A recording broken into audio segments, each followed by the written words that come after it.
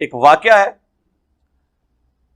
جو تواتر کے ساتھ نقل کیا گیا ہے، امام باقر اور امام حنیفہ کے درمیان یہ مکالمہ ہوا ہے، یا امام جعفر اور امام ابو حنیفہ کے درمیان، یعنی ایک اہل البیت میں سے تھے، دوسرے امام حنیفہ تھے۔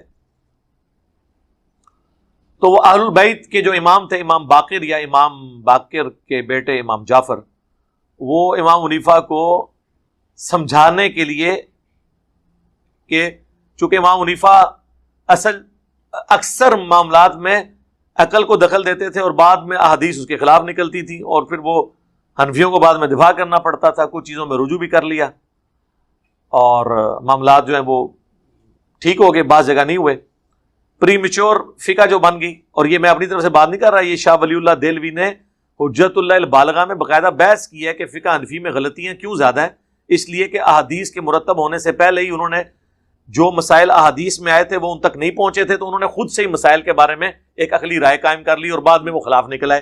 اس کی ریمیڈی آ کے امام شافعی نے کی، اس لیے آپ کو فقہ شافعیہ صحیح الاسناد احادیث کے سب سے قریب ملے گی، کیونکہ وہ احادیث کی بنیاد پہ ہے۔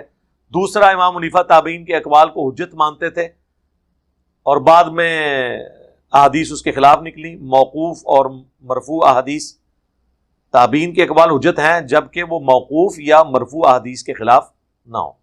بل یہ ایک ٹیکنیکل بحث ہے، میں نے اس پہ الگ سے کئی معاملات، اس کے اوپر میری ویڈیوز مسئلہ 197 ریکارڈڈ ہے۔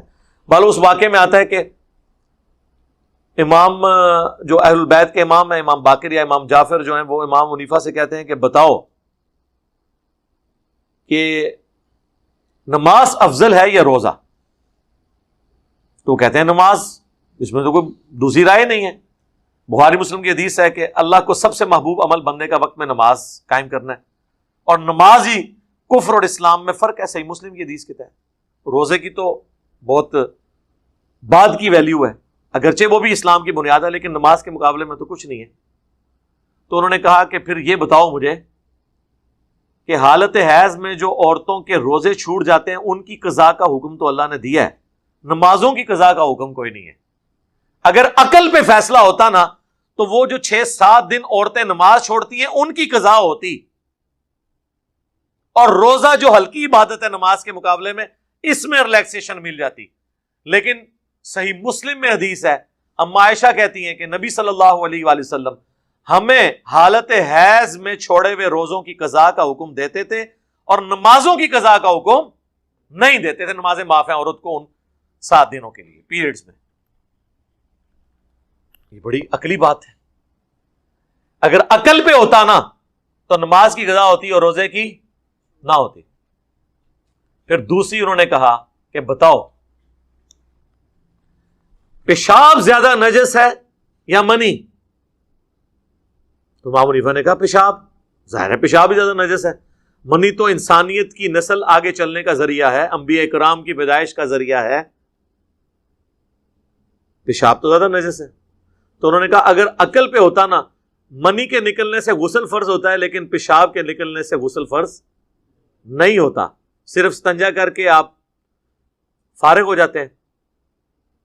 عقل پہ دیکھا جائے تو اگر منی کے نکلنے سے غسل فرض ہو رہا ہے تو پیشاب کے نکلنے سے بدرجے اولا ہونا چاہیے، کیونکہ وہ زیادہ نجس چیز ہے جو جسم سے نکلی ہے۔ یہ جب انہوں نے باتیں کی تو انہوں نے کہا بیٹا میں اصل میں تمہیں یہ بتانا چاہ رہا ہوں کہ دین عقل کے مطابق اس وقت ہوگا جب عقل جو ہے وہ وحی کی تائید کرے، ادروائز جو وحی کی جو چیزیں ہیں ان کو منوان اسی طریقے سے ایکسپٹ کرنا ہوگا۔ یہ واقعہ ایک بہت بڑی دلیل ہے اس اعتبار سے کہ جو اکثر کہتے ہیں لاجک کے ہم خلاف نہیں ہیں، لیکن آپ لاجک ایک خاص حد تک ہی معاملات میں لاجک دے سکتے ہیں نا، اور جتنے لوگوں نے لاجکس دی ہیں وہ بھی ان کی ذاتی لاجکس ہیں، ہم اس میں کو کاؤنٹر بھی نیریٹو کھڑا کر سکتے ہیں۔ لہذا شریعت کے حکم میں بس وہی حکم ہے، لا یسأل عما یفعل وہم یسألون، اللہ کو کوئی نہیں پوچھ سکتا اس نے یہ کام کیوں کیا، اور وہ ہر ایک کو پوچھے گا کہ اس نے یہ کام کیوں کیا۔ کل کو کوئی کہے گا یار دیکھو میں اس میں اب ایڈ کرتا ہوں، کیا اللہ اپنے نبیوں کا محتاج ہے؟ تو پھر بہتر آپشن تو یہ تھا کہ نبیوں کے بغیر اللہ اپنا تعارف کرواتا۔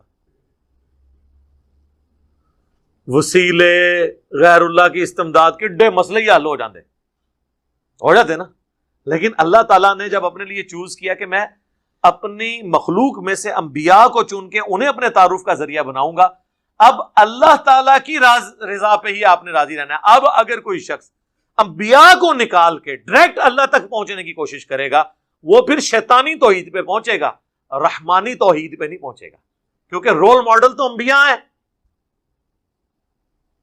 اسی لیے صوفیاء ٹھوکر کیوں کھا جاتے ہیں؟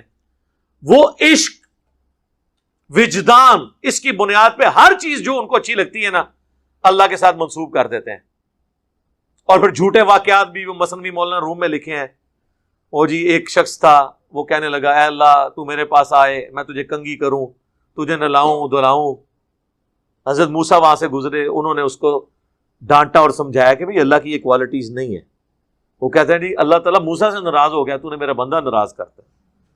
جناب موسیٰ علیہ السلام اور کیا کرتے؟ موسیٰ کی تو ڈیوٹی یہ ہے کہ اللہ کی مخلوق کو بتائے کہ اللہ کی صفات کیا ہے۔ ان نانگے پیروں نے انبیاء کو سکھانا ہے،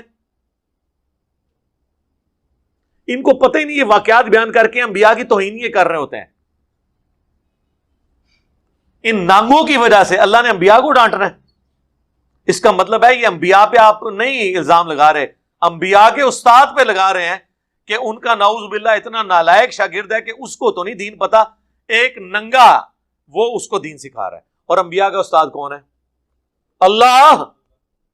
ان کو پتہ ہی نہیں ہے عشق، اور اس میں یہ انبیاء کو نکالے ہوئے ہیں۔ جتنے گمراہ فرقے ہیں آپ ان کے اندر کامن چیز دیکھیں گے، وہ نبیوں کو نکال کے اللہ تک پہنچنے کی کوشش کرتے ہیں۔ ظاہر ہے جب نبیوں کو نکالیں گے تو گیپ تو فیل کرنا ہوگا نا، وہ بابے ڈال لیتے ہیں بیچ میں،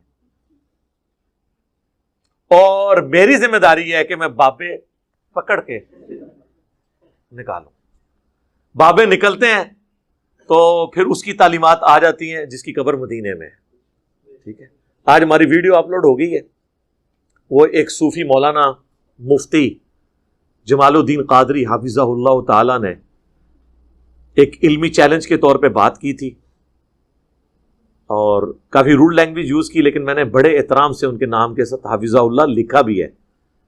وہ ویڈیو آلموسٹ 51 منٹ کی ہے، آج وہ صبح تقریباً کوئی 10:30 11 بجے اپلوڈ ہو چکی بھی ہے، 19 ستمبر 2021 کو۔ آپ وہ ویڈیو دیکھیں جا کے، آپ کے 14 طبق روشن ہوں گے کہ انبیاء کا دین کیا ہے اور بابوں کا دین کیا ہے۔